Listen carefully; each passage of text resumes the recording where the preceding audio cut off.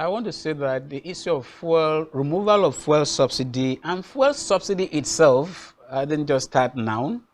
Unfortunately, it's like even the system of governance that we are running, we call ourselves a Federal Republic of Nigeria, but we are running a unitary system, which is an indictment over the years. And the subsidy aspect has become even more disturbing than the system of administration that we are running. Why? I recall that in 2012, precisely I think January 1st, 2012, the Jonathan administration announced the removal of fuel subsidy. I remember very well. It was so sudden, and the opposition party then sparked a lot of uproar. So much uproar, including even the people in the ruling party were not comfortable.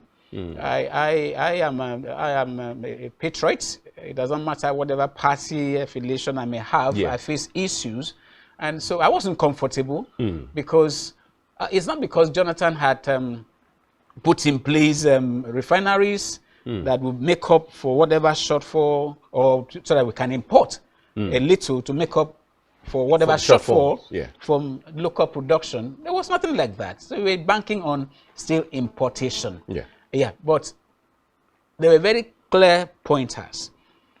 Our level of consumption then was not the kind of thing that we saw in the last 8 years. We were consuming between 28, we were set to be consuming between 28 million to 30-something million. Because we never really knew exactly how much we were consuming. You just said that recently. Yeah, no, I wouldn't even take Mila Kyari's word to the bank. Yes, I won't, because they know what is going on in NNPC.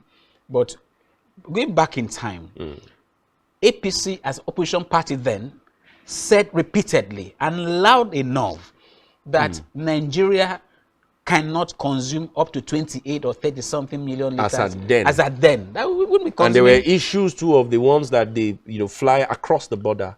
That one is still very controversial, because the amount of fuel across the border is nothing that should have affected us. Going by even what the Comptroller General of Customs said, that NNPC says they release, we consume about 64, 67 million liters per day, but they release almost 90-something million to 100 million liters. And by their record. By their record. So that is no border.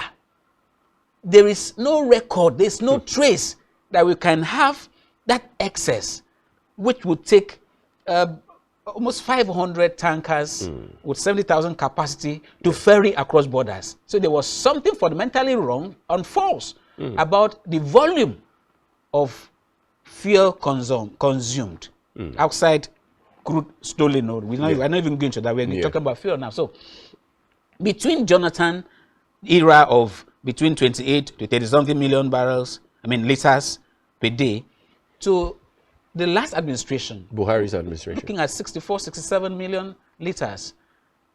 And it's impossible, and it's daily. How many stations take delivery daily? So, lot of questions, which lays credence to the earlier assertion by the late President Buhari, who said that the issue of fuel subsidy is a scam. And he asked in an interview that is up there for everybody to see, say, who is subsidizing who? Really? Who's subsidizing who? Who's subsidizing who? It's a fraud. And he was speaking as a former petroleum minister. Yes. But people will also argue that he was very, very inept. He was very inactive. No, we cannot say that as at then, though there have always been corruption in the petroleum sector. In fact, even in local communities where people do palm produce, and the village will say, okay, we place injunction, nobody harvests palm. When you harvest palm, you bring this quantity. The village, they will do that. Oil palm. So anywhere you find oil, it's going to be messy. People are going to get their hands soiled. But the level of soiling of hands now has gone to the point that somebody like Isa Yuguda, former governor of Bauchi State, he said that his friend, who has been involved in this oil stuff, went to the president and told the president, do something about the corruption in this sector. There's too much money. We are making too much money. So the long and short is that we've never had the kind of crisis we've had in the sector until the last 8 years.